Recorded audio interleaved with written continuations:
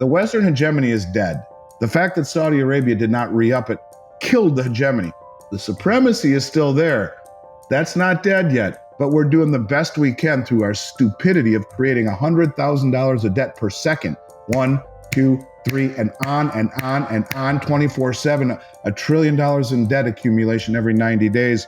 We, the West, the G7, are screwed. We are going to be left out in the cold as this new system moves away from us. It's been us in the West that have enjoyed for 5 centuries a standard of living that perhaps is not justified in a new environment. So yes, it worries me a lot. It should worry you a lot too.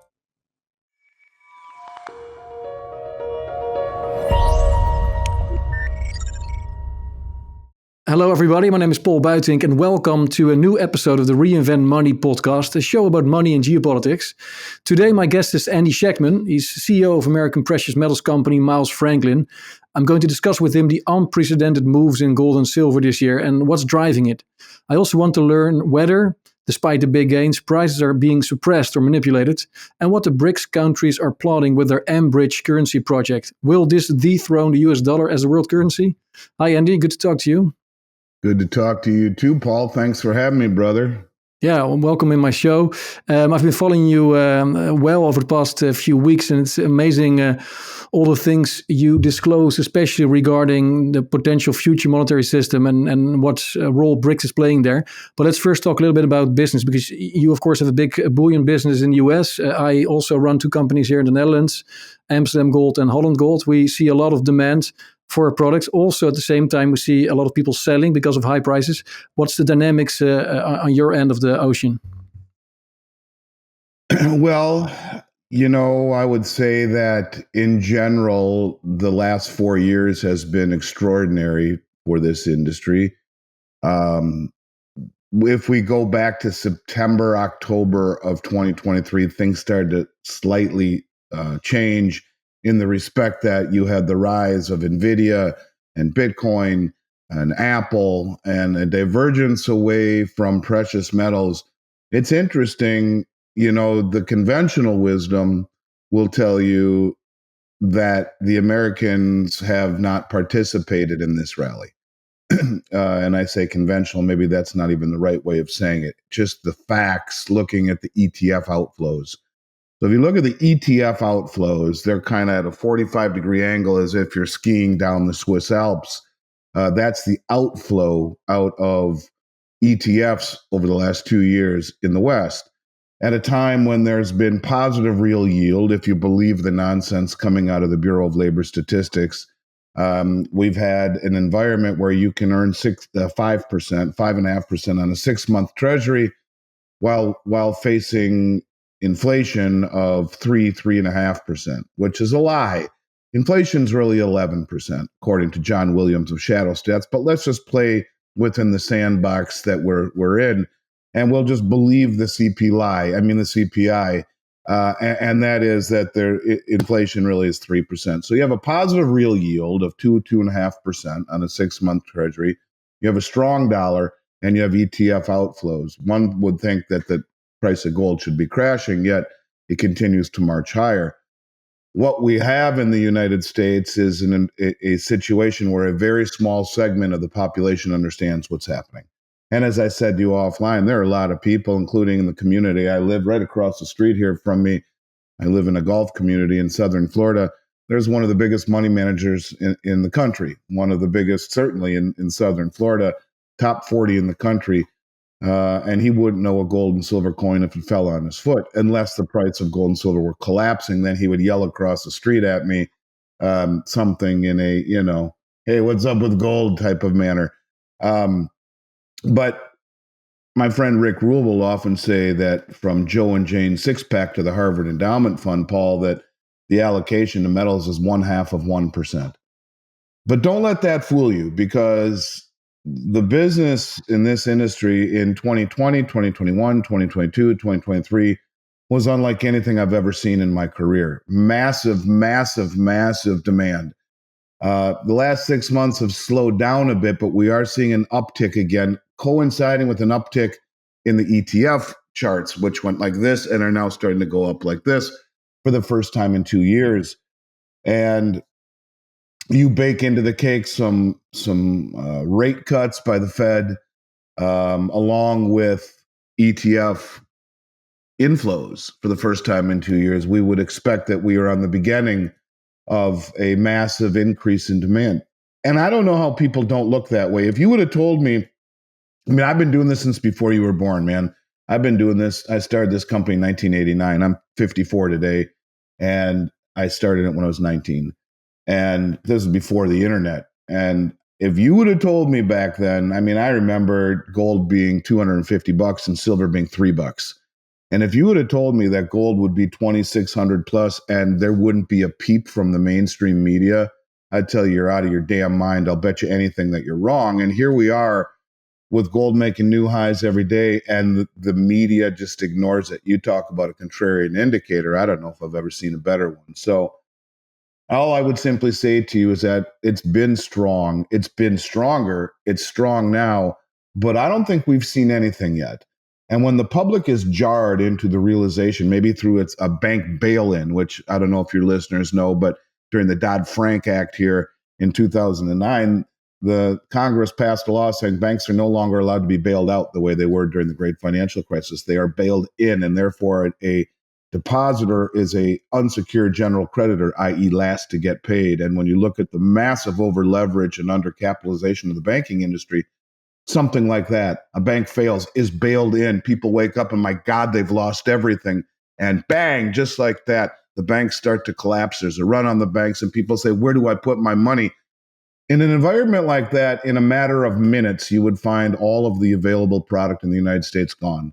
And it's a very fragile ecosystem, one that I have seen over and over and over and over again in periods of time where most people in the United States had no idea about gold and silver, and one blip of demand can obliterate the supply. You put it to the level we are right now, yeah, I think we're on the cusp of some very interesting times in this industry, with the big BRICS meeting in just 3-4 weeks and the election a week or two after that. These are anything but dull and complacent times. As the Chinese curse says, may you live in interesting times, brother. And these are about to get real interesting. Yeah, because the BRICS meeting will be in Kazan in Russia, 22, 23, 24 October. What is going to be announced there in terms of, and can you explain what this mBridge project is all about? And are we going to see some concrete announcements in terms of what a future currency could look like, or a future arrangement, possibly backed by gold, issued and managed by BRICS countries? So I've been talking about mBridge, Paul, for about a year and a half now. 2023, they started doing test trades on it, and I find it interesting. I've also been saying that gold and oil have been remonetized, and they're worth more than the currency that purchases them. The first two trades that were done on mBridge were for gold and for oil, and they were conducted between China and United Arab Emirates, two of the main four development partners in the mBridge platform, the other two being Hong Kong and Thailand. And the first trade was for oil, and the second trade was for gold, using digital yuan on the cross-border payment system of mBridge, which I'll explain in a moment here. And the trades worked. I said, well, this is interesting. This is a platform that allows countries to trade their central bank digital currencies with one another. Now, let's just stop there for one moment and realize, if we take the gross domestic product of the world, all of it, 99% of the countries that comprise that GDP have a CBDC, a central bank digital currency, either in development or already operational. It's coming, number one. And so what mBridge allows are these countries, if I'm China and you're the UAE, I can trade you my digital yuan for some oil, and across mBridge, and it goes over the SWIFT system here, so that SWIFT isn't able to grab it like that, like we've been doing with Russia and with Iran. And so it allows us to trade with one another, and I can trade you my digital yuan and get your oil, and all as well. It's interesting to note, by the way, that the digital yuan, or the yuan, is immediately convertible into gold on the Shanghai Gold Exchange, which is the only other tier one reserve asset as reclassified by the BIS. And shockingly enough, the BIS is also standing behind Project mBridge. Project mBridge, as I mentioned, was developed by China, Hong Kong, Thailand, and the UAE, and it is a cross-border payment system that allows these countries to trade CBDCs outside the SWIFT system. And the BIS new development, I think it's called the BIS New Development Hub or something along those lines. I guess it really doesn't matter, but the BIS is behind Project mBridge, and I'm gonna draw this out a little bit longer so I can really explain the point. Yeah, it's important. The way that the BIS does things, but this is for real. So I want to kind of lay the foundation on mBridge, lay the foundation on the way that they do things at the BIS so people will understand. Anyways, before I do that, if we go back to the meeting that was in Johannesburg last year for the BRICS, a lot of people, I remember sitting on a boat with, at a conference, there was a boat cruise where all the speakers got to go and have drinks and talk with one another. And I sat for 2 hours having drinks with James Rickards back then. And it was in July of 23. And he was telling people publicly that there's a good chance that in South Africa last year that the BRICS would issue a common settlement currency. And we were talking for a while about this. And a lot of people came back after that meeting when they didn't issue that common settlement currency. And they said, well, it's a nothing burger. What they did say is that instead that we're going to continue our research on a common settlement currency. In the meantime, everyone will trade with one another in local currencies. And we've seen a lot of that where Russia is trading with India for rupee or ruble, or China is buying corn and soybeans from Brazil, paying with digital yuan or whatever. All of these countries trading with one another in their local currencies. That is the first premise here of mBridge, is that mBridge will allow these countries to maintain their own autonomy, have their own little ecosystem for their economy, and to maintain a strong ecosystem so that they can trade with one another in rupee or real or ruble instead of US dollars, and back and forth using their own central bank digital currencies using mBridge. So that's first and foremost. But I want to explain the way the BIS works, and then I will come to the unit settlement token, and I'll come full circle with all this if you don't mind. Sure, So and I take your time. It's interesting. If we go back to 2017, and your Dutch National Bank plays a prominent role in this discussion as well, we go back to 2017, we find that it's been now 6 years from 2011 where the price of gold has been going down after reaching an all-time high.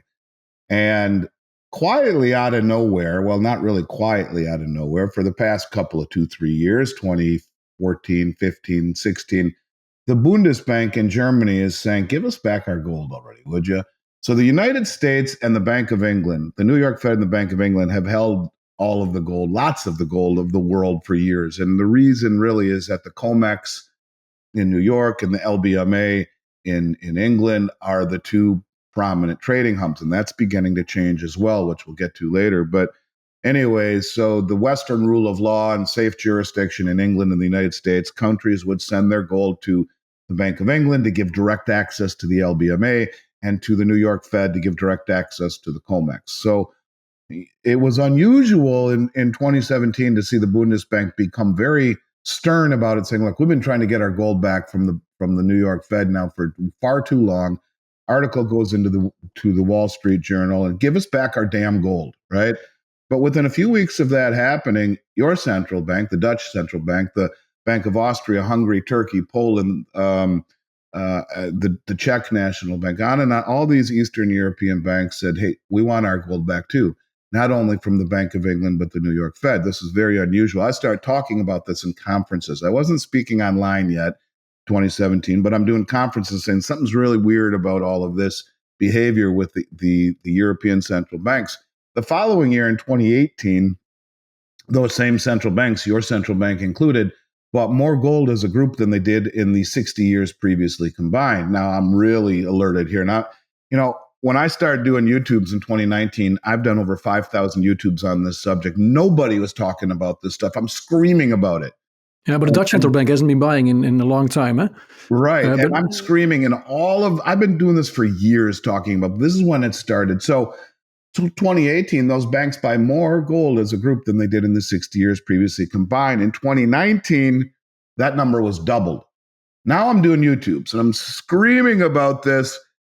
And then amazingly, totally coincidental, the BIS, the most powerful bank in the world, the Bank of International Settlement, said, by the way, you guys, gold is the only other tier 1 reserve asset in the world. We've reclassified it from tier 3 to tier 1. Now, if you tell me that's a coincidence, I got a bridge to sell you in the respect that out of nowhere, after a 6-year drawdown, as central banks have been selling, all of these banks not only repatriate their gold from the hubs of trade, the Bank of England and the New York Fed, but they go on a massive buying spree for 2.5 years. And then shockingly, gold is reclassified tier 1. The BIS obviously said to these guys, listen, here's the deal. We're going to reclassify gold as part of the Basel III agreement into a tier 1 asset. It would be very wise for you all to bring it home and to start buying it. All right, that lays the foundation for the way the BIS does things. Now let's fast forward to where we are here. I want to read something to you. This is just a simple Google search over the last couple of years that these are the banks or the central banks that have brought home their gold. And this is all going to come full circle, trust me. Germany, as we talked about, Austria, talked about, Slovakia, Argentina, the Netherlands, there you go. Saudi Arabia just a few weeks ago, Hungary, Belgium, Egypt just a few weeks ago, Senegal, Romania, Nigeria, Poland, Ghana, India. Here's an interesting one. India bought 1.5 times the amount of gold that they bought all of last year, which is a record here just in the first 4 months of this year, 2024. Brought it all home, along with 100 metric tons they've held at the Bank of England since 1991. Brought it all home. Turkey, France, Serbia, Venezuela, Algeria, Cameroon, South Africa, Czechoslovakia. Venezuela asked the Bank of England, can we have our gold back? No. But what the fuck? What do you mean no? And so the easy answer is, well, they're all bringing it home because the West will sanction you if you don't align ideologically. And this is a bad thing to do for the West. It's a really bad thing to do for the United States as the world reserve currency, a country that invaded Iraq 20 years ago under false pretenses, didn't find weapons of mass destruction, destroyed their country, toppled their regime, is still there 20 years later, occupying their country, sanctioning 14 of their banks. We hold their oil revenue. They made $90 billion in 2023. And they asked us at the end of the year, can we have $1 billion? No. Yes, it's your money. Come back to us next year. It's not a good time. So what is Iraq doing? They have formally applied to BRICS. They're kicking Western coalition forces out of the country. They've made trading in dollars illegal. You'll go to jail if you own a business and do so. Your business will be taken by the state. And there are no green bills in the country anymore as of January 1. Every bank got rid of them. Yeah. So the world looks at us as being hypocritical. We can do these things, but you can't. Anyways, so this is kind of the genesis. People say, well, they're all bringing their gold home for that reason, right? Because they'll take it, they'll confiscate it. Where we can say to Russia, we're going to take your $5 billion in assets and in treasuries that the U.S. is holding. We're going to give it in the form of weapons to the Ukraine. Well, that's a line you don't come back from. You cannot do something along those lines. That makes us look incredibly hypocritical. We can go into Iraq and do all this shit, and there's no consequences.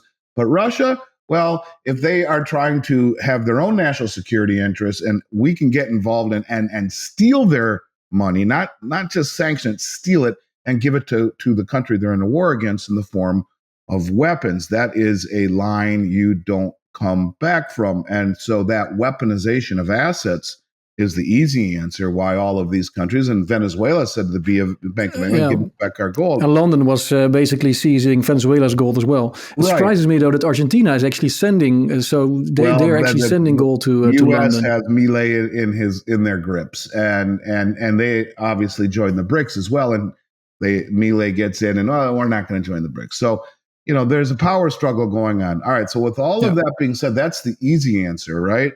All right, that's not the answer, in my opinion. And although it makes sense, the answer lies within the mBridge and the unit ecosystem.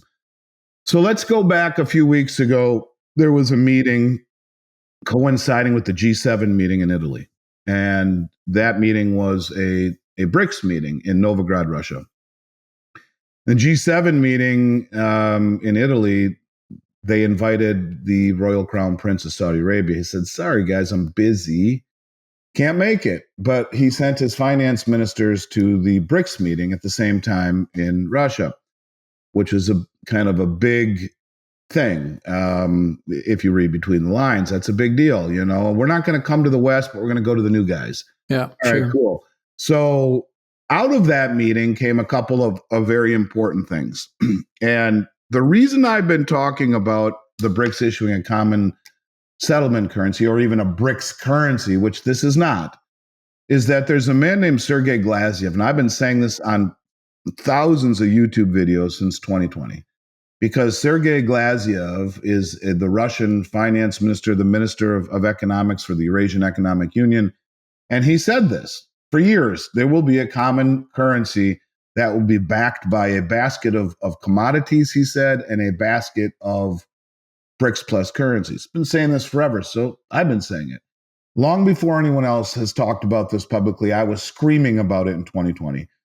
And then there's a meeting in Russia just a few weeks ago. And from it, Dilma Rousseff comes out and makes a couple of comments.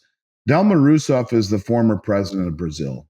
Dilma Rousseff is no small fry. Dilma Rousseff is the head of the BRICS New Development Bank. And she came out and publicly said the following. She said, first of all, 59 countries have formally applied to the BRICS. Have expressed interest in joining the BRICS and applying at this new meeting in October in Kazan. Yeah. In Kazan. But she said there are two things. She said, I had two meetings, excuse me, on the sidelines with Sergei Glaziev and Putin. And in principle, we have agreed to a new settlement currency. Remember mBridge, trade our local currencies, our CBDCs over the mBridge. And so we have to make sure that we keep our BRICS plus currency ecosystem, our own monetary system, our economic system. We got to take good care of it. We don't have to worry about converting to a US dollar as much. We want to keep our own little ecosystem strong. So she said, in principle, we have agreed to a new settlement currency called the unit. And the unit will be, instead of a basket of currency, and by the way, she said, I had these meetings with Putin and Glaziev. And she said, in principle, we've agreed it will be a basket of 40% gold, not basket of commodities, 40% gold. What is gold? Oh, yeah. It's the only other tier one reserve asset as reclassified by who? The Bank of International Settlements. Who is behind what? mBridge. Do you think there's any coincidence that gold is a tier one asset and all these banks have been buying gold the way that they have, the central banks over the last 2 years, last 2.5 years, the central banks buying more than any time in history? Well, wait till you find out why they're all repatriating it as well. Not as obvious as it seems with the weaponization. Sure, that's part of it, but it's a little bit deeper than that. But do you have like a white paper of this unit settlement currency? Because I was trying to find it. I also was trying to find some evidence where it says it's backed for 40% by gold, but I couldn't find it straight away. Perhaps you can send it afterwards. I'll send you those links. Yeah, not put them only in the show notes. Paper, but also the article from Dilma Rousseff where this is all talked about. I'll send you all of that. Perfect. The mBridge article from the BIS Development Hub, I think it is, and the white paper on the unit. So, anyways, so we've agreed to this in principle, and it will be a basket of 40% gold in kilobar form, deliverable upon request, and a basket of 60% BRICS plus currencies. No one currency can dominate more than 30% of that basket. And so it will really behoove these countries to make sure that their little monetary ecosystem is in check and they're taking good care of it. All right. And where is the gold going to be stored? So this is the key. And this is why they're all repatriating their gold. If you read the white paper, which I will send you, you will see the following. The unit token is a token that will be minted by each country that wants. So I'm Brazil and you're China. And you've been buying all my corn and my soybeans and whatnot. And look, you guys, I have enough digital yuan. I like it, and I can convert it into gold. But on this trade, I would really prefer, because I'm going to sell you a bunch of coal or something. I'd really prefer the unit. Okay, no sweat. What is the unit? The unit is a digital token that will be traded over mBridge. Now, by the way, as a side note, there are 4 participants in mBridge I mentioned, right? China, Hong Kong, Thailand, UAE. There's about 25 observational partners that are watching. Like Saudi Arabia and Saudi Arabia is not an observational. They're number 5. They just became they applied, right? Yeah, in June. Participant in mBridge. And you got about 25 countries that are just watching and signed up as an observational. That's one step before joining. Saudi Arabia just jumped in with both feet. So you got the BIS behind it, those 4 countries, and now Saudi Arabia on a platform that the US dollar is not compatible with, right? They're the biggest producer of oil in the world on a platform that the dollars are not compatible with, that we just learned is going to be the main settlement platform for this new BRICS settlement currency. So the unit ecosystem says that the gold and that the currency that is used to mint these tokens will all be thrown into an escrow account within the borders of the countries that possess the gold. In other words, this system that we've been in for 70 years, the West holds the gold. Send us your gold and we'll give you access to our markets. Ain't that way this way. This new program is you hold your own gold. You're going to pull it into an escrow account. You're going to mint your own tokens. But those escrow accounts, well, they're going to be audited independently, continuously to maintain the integrity of the ecosystem. Strict penalties if you deviate from that protocol. In other words, you're not going to need to send your gold to Beijing or to Moscow or to the United Arab Emirates. You're going to keep it yourself. Right. That's novel. Yeah. Of course, then you have to trust this you have to trust this country and you have to trust these auditors. Like I can also imagine you might, because I also talked to some people from the Gold Council and they also talked about how this could work. And they said it would be preferable if you would have like a new Switzerland where you could safely store the gold backing this new currency. But you're saying, look, better to just spread it out over the participants, audit it, make sure it's in escrow, and then it's much more stable or safer than having it all in. Right. Not only that, if I say to you as China, listen, you just bought all my coal. I would like the delivery of those kilobars, please. So the gold is in kilobar form, deliverable upon request. So yes. And so now you don't have to trust any central authority.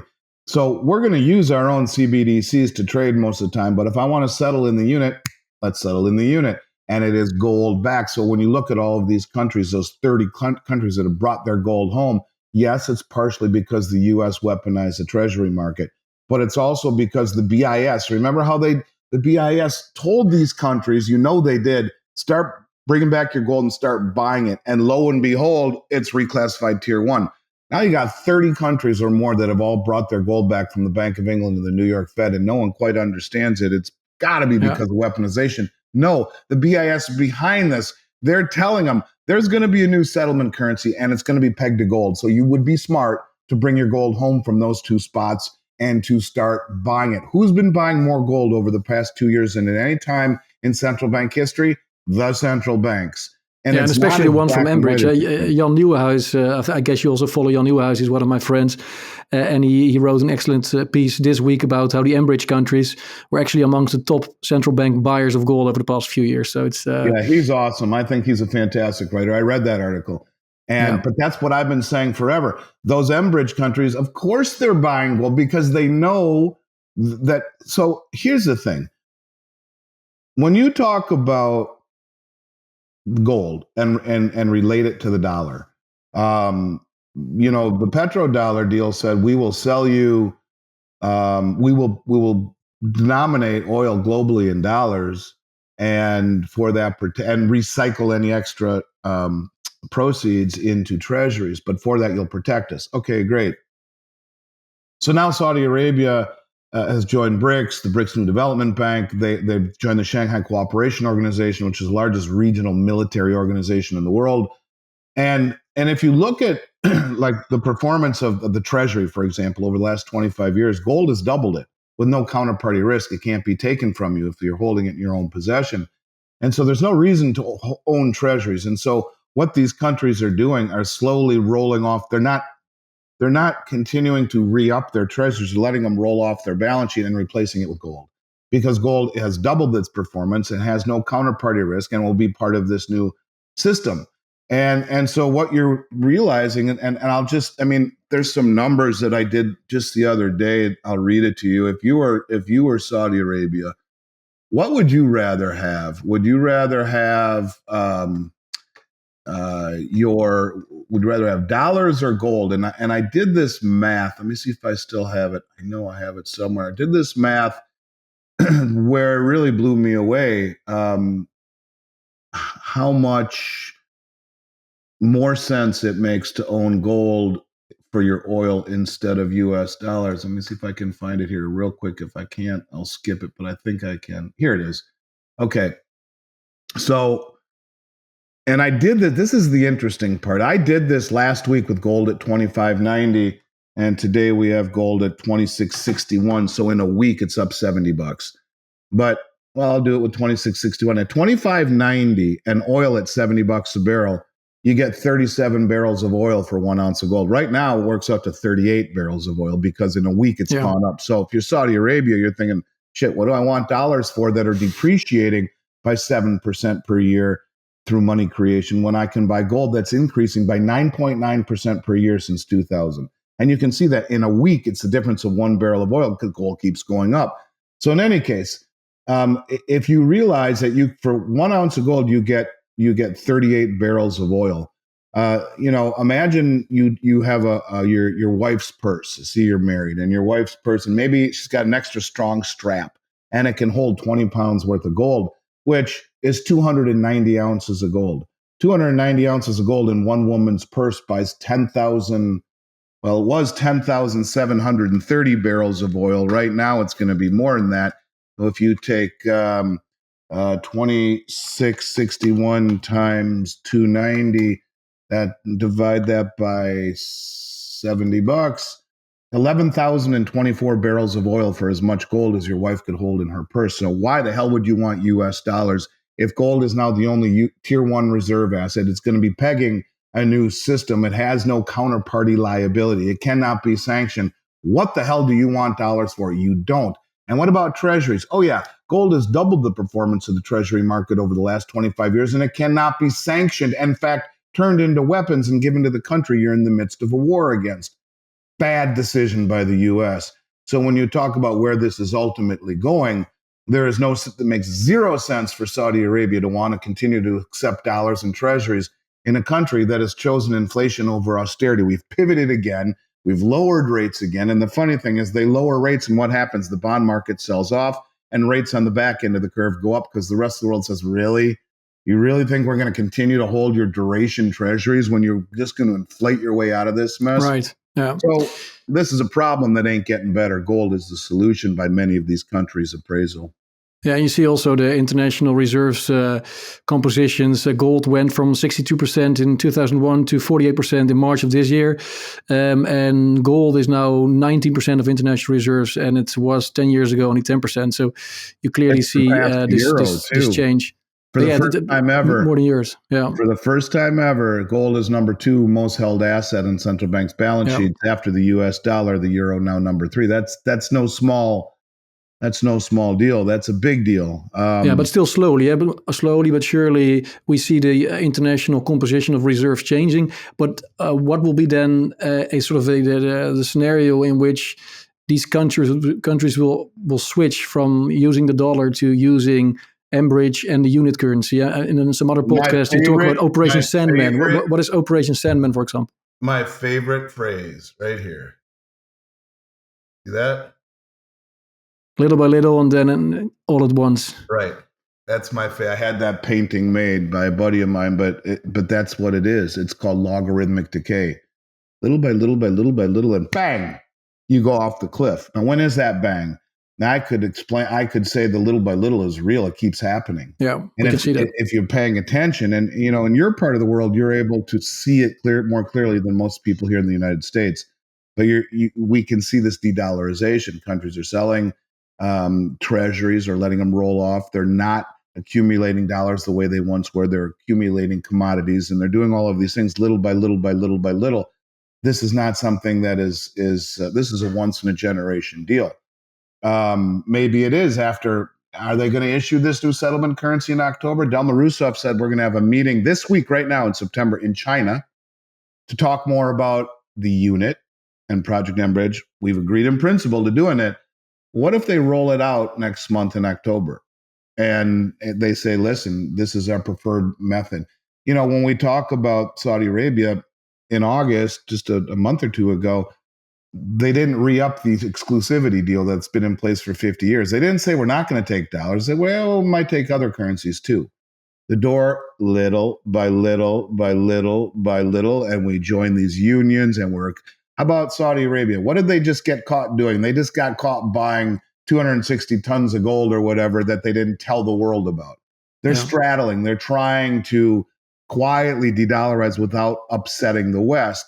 And so, you know, the import-export number showed it, but it was a big deal because they didn't alert the IMF and they didn't alert the normal chain of reporting.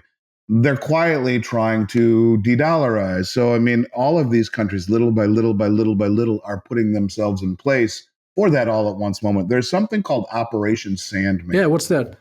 Yeah, and a good buddy of mine, Mike Adams, one of the smartest dudes I've met, Health Ranger. He has his own channel on Brighteon TV. In fact, he started Brighteon. Talks about Operation Sandman, and it's, you can Google it; it'll pop up. It's a, and I don't know where it came from or who's behind it, but it's an agreement supposedly of 100+ countries who they call it the night of the switch. That's that all at once moment. Now, you could argue each one of these countries have been preparing for the last several years to little by little by little quietly diversify. You don't want to cut off your nose to spite your face. You want to do it in a manner that no one really notices, slowly. And that's what they've been doing. And then bang, dump the dollar all at once. And what would that do? That would create havoc in this country unlike anything people can imagine, because the synthetic demand that has been created by the dollar being the reserve currency, meaning you have to buy it in order to buy oil, has been extraordinary. If all of a sudden that's over, yeah, we're going to take, we don't want really the dollar anymore. We're going to take this new unit settlement currency, and that's what our preferred method of settlement. Bang, every country in the world dumps dollars all at once on Operation Sandman, the night of the switch. And those dollars and those treasuries hit our shore in a tsunami of inflation. But the countries that hold a lot of dollars are also shooting themselves in the foot by doing that. If I am one of the participants and I know this moment will come anytime soon, I would try to front run that already and start selling more and more and more. But so why don't we see that happening then? Because they cut off their nose to spite their face. You can't do it too quickly. You alert, you upset the apple cart. But look at China as an example. China had $3 billion in treasuries. They're down to $700 billion. Instead of selling them all and shocking the system, they used to, as they would come off their balance sheet, they would just repurchase it again and repurchase it again. Now they're just letting them roll off. Right. And so instead of re-upping on the treasury, they're letting it roll off, and they're buying commodities like gold.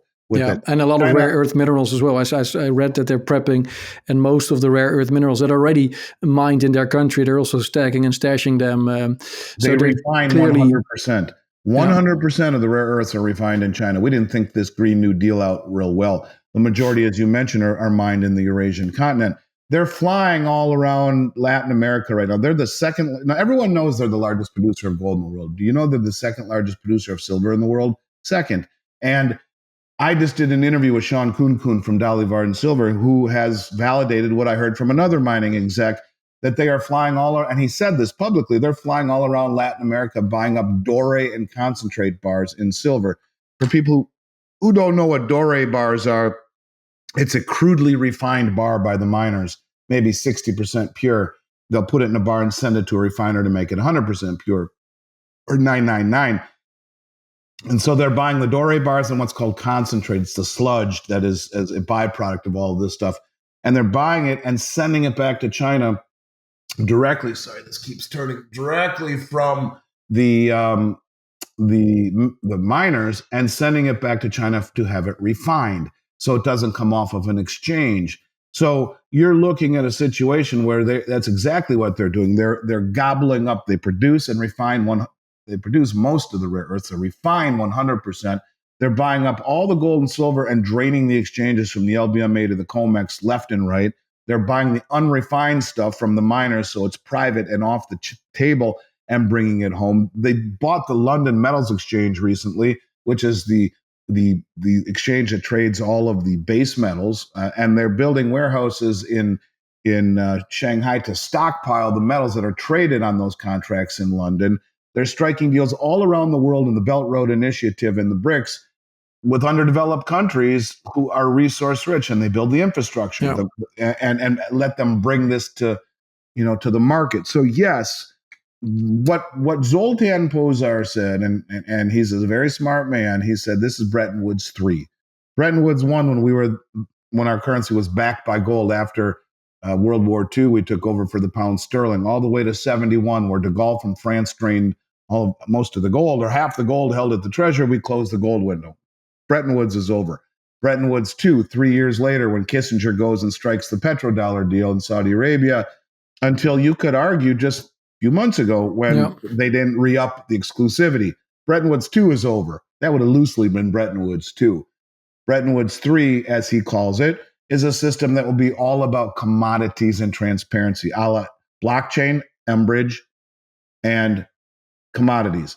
Gold, which is what? The only other tier 1 reserve asset in the world, as reclassified by the BIS, who's behind mBridge. So if you see all of this and put these crumbs together, each and every one of these things in and of themselves are impressive or important. Put them together and you're like, whoa, yeah, I see that. This is a linear progression of events.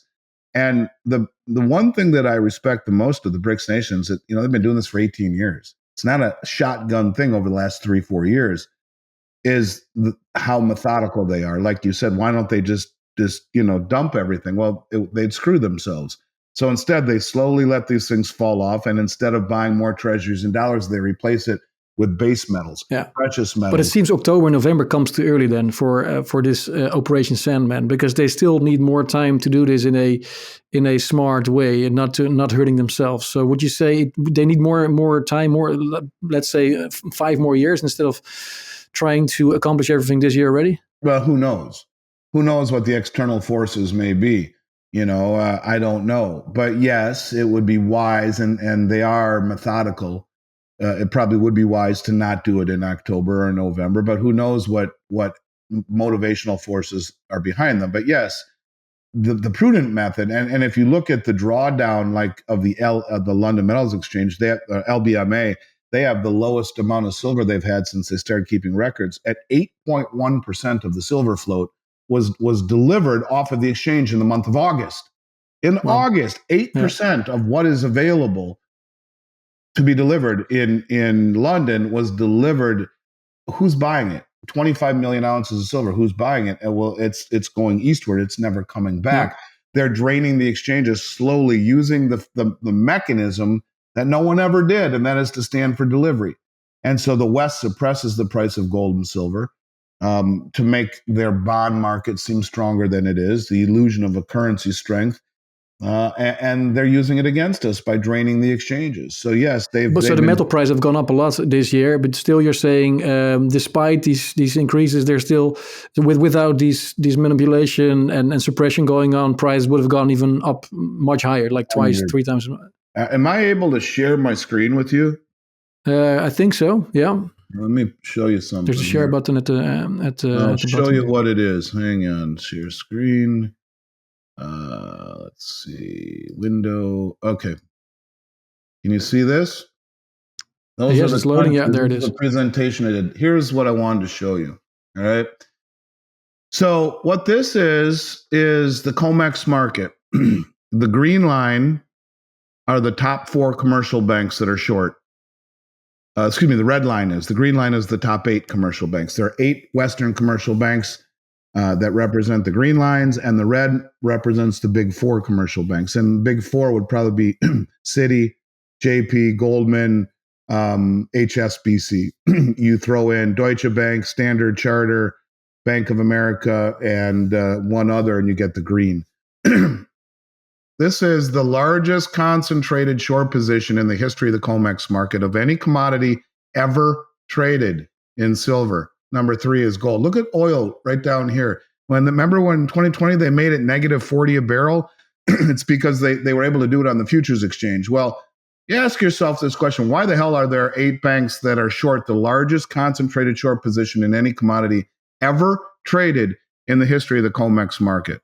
I'll show you why it is with silver. What's the reason? What's the reason they? Because I understand with gold being part of the mBridge system, why do they still attack silver? Well, here's the reason with silver. This is the big reason right here. All right.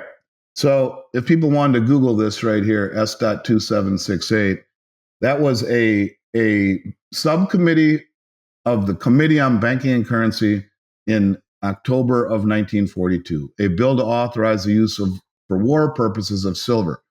All right. So in 1942, the present consumption of silver for war purposes at the rate of about 100 million ounces a year. It is growing rapidly. According to the War Production Board, it is only a matter of months before war demands will increase sufficiently to require at least 200 million ounces of silver per year, right? So in 1942, they're saying we need 200 million ounces a year. I gave a speech 2 years ago at Jay Martin's Vancouver Resource Investment Conference where I said there's 500 ounces in the tip of a Tomahawk cruise missile. And a guy comes up to me after the presentation. He says, he was in the audience. He says, I work for the DOD, Department of Defense. And he said, I developed the Tomahawk, and I know there's silver in it, but I think you might be wrong. There may not be that much in it. Let me get back to you. Never hear from him again. I gave the speech this year in January, same conference, different speech. There he is. He says, I'll be damned. You're right, Andy. He shows me all these pictures. He says, it's all declassified. Don't worry. He's like, here's a picture of us trying to launch it off a platform in the ocean in California vertically. We had a hard time with that. It was meant to be fired out of a tube of a torpedo tube out of a submarine, blah, blah, blah, all this stuff. By the way, you were right. There's between 13 and 14 kilograms of silver in every Tomahawk cruise missile. That's 500 ounces.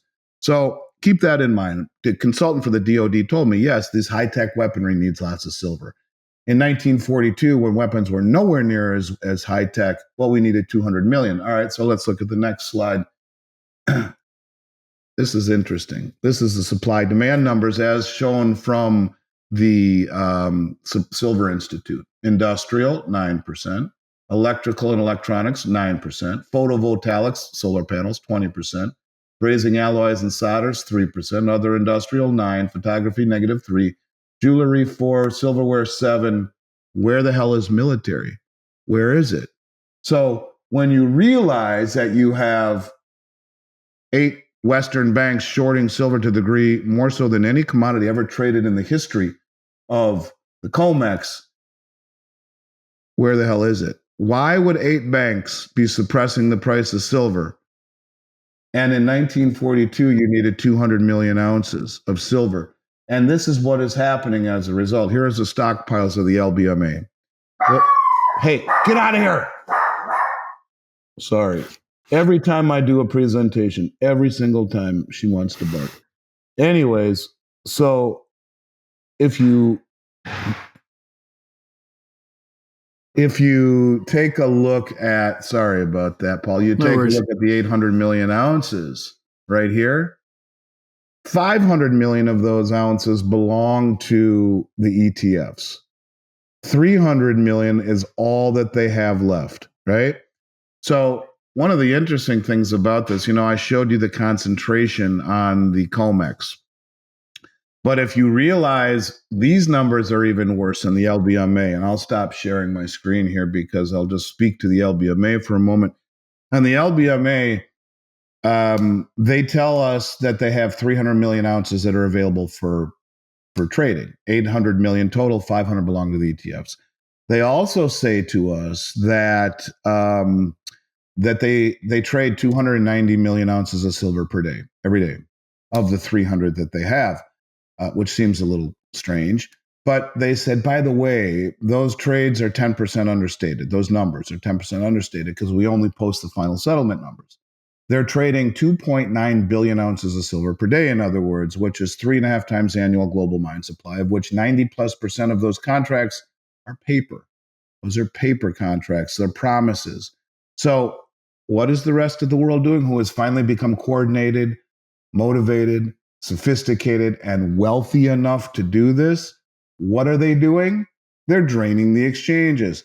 They just took 8% of what is available in that vault in the month of August. Why would 8 Western banks be stupid enough to short silver naked like this to the degree they are? Because they're in the middle, because who's running the world in the West? It's the military industrial complex, and they need silver to fight their wars. And if they don't have silver to fight their wars, big problem. They don't have the ability to create high-tech weaponry, high-tech aerospace, all of these things that need copious amounts of silver, as the DoD representative told me. So, but why would they then, if they suppress the prices, then they're basically giving away to the Eastern countries? They wouldn't it be a smarter strategy to either confiscate the silver or make sure to keep all the silver in the West, because now basically they're helping the East by getting silver for cheap prices because they're asking for delivery. So this scheme is not really working out for the West then. Right. You see, no one ever stood for delivery before. It's a facet of the exchanges that can be utilized, but for most of my career, no one stood for delivery, less than 1%. But they're like, back when these exchanges were, the LBMA is 140 years old. The COMEX has been around since 74. Most of that time, these countries were third world.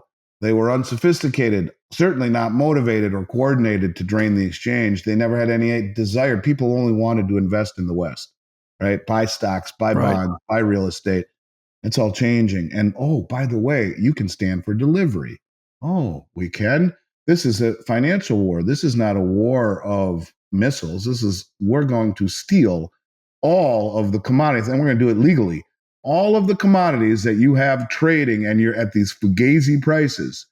You see, they always wanted to step on gold because of a term in economics called Gibson's paradox, which is the inverse relationship in general between real interest rates and the price of gold. So if you maintain a low interest rate environment, you got to step on the canary, and that's the gold. And that low interest rate environment was to stimulate our economies, our home prices, our investments, because with low interest rates, house prices go up and so do investments, right? There's no reason to keep your money in fixed income. You got to put it into market. And so those low interest rates, if you're going to do that, which is illusionary and it is messing with Mother Nature, well, you got to kill the canary in the mine shaft. That's the price of gold.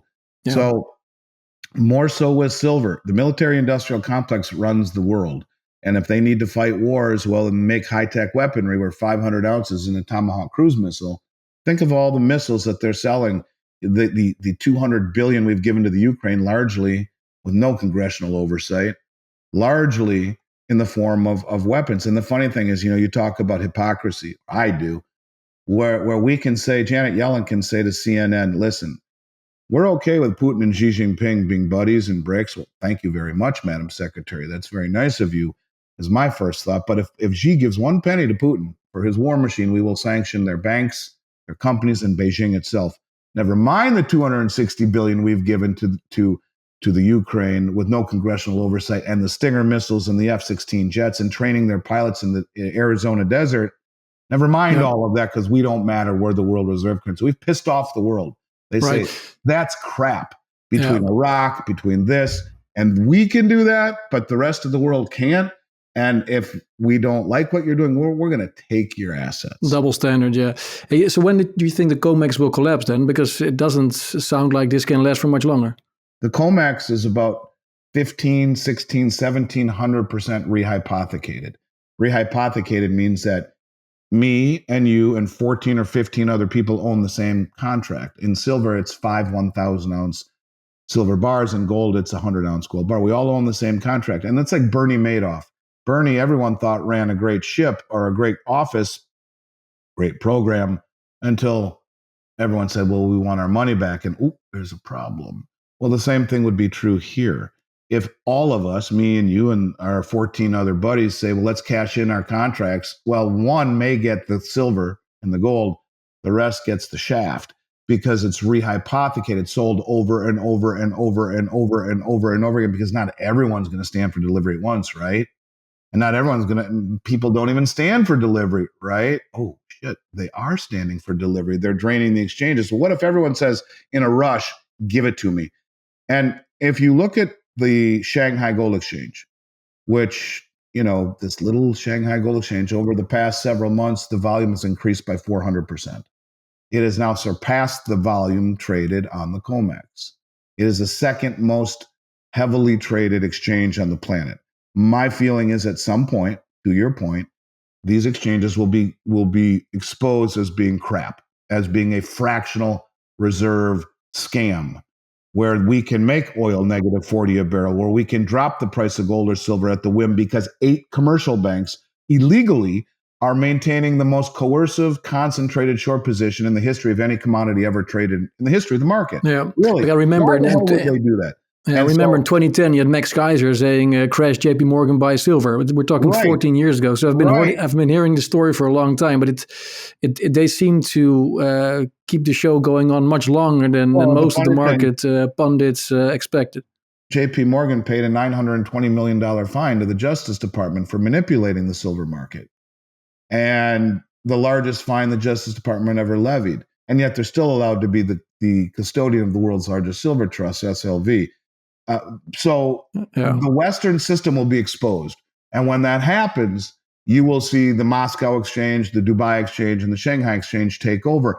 It's just like the BRICS Grain Exchange that was just founded. And the guy that's running it said, we produce more grain than the West does. We consume more, yet we can't control the price. It's controlled on COMEX. But with the development of the new BRICS Grain Exchange, that will change. Yeah.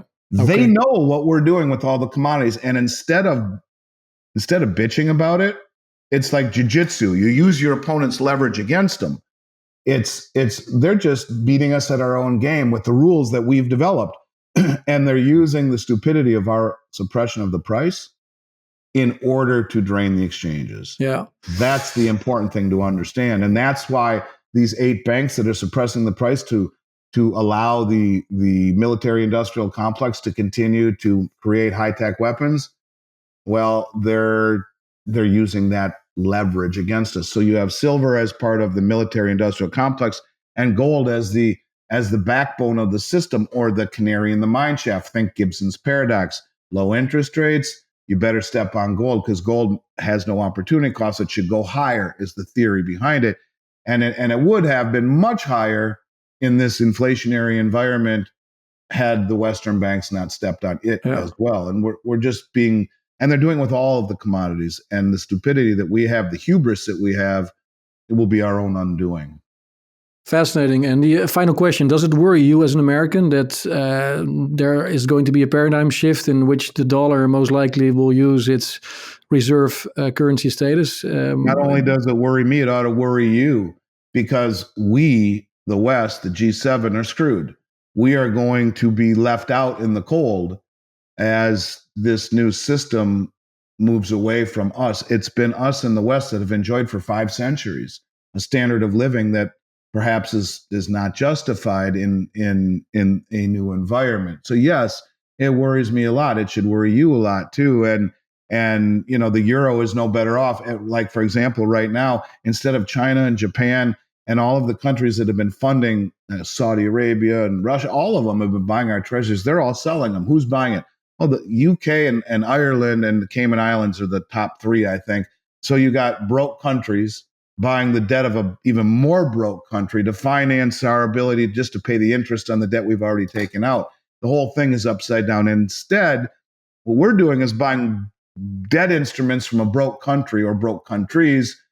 At the same time, these BRICS countries are shedding those debt instruments and buying what Zoltan Pozsar says you need: commodities, not just precious metals, base metals, soft commodities, wheat, corn, copper, zinc, lead, you name it. The Belt Road Initiative is 150 plus countries, most underdeveloped, all of them resource rich, that are bringing their resources to the market.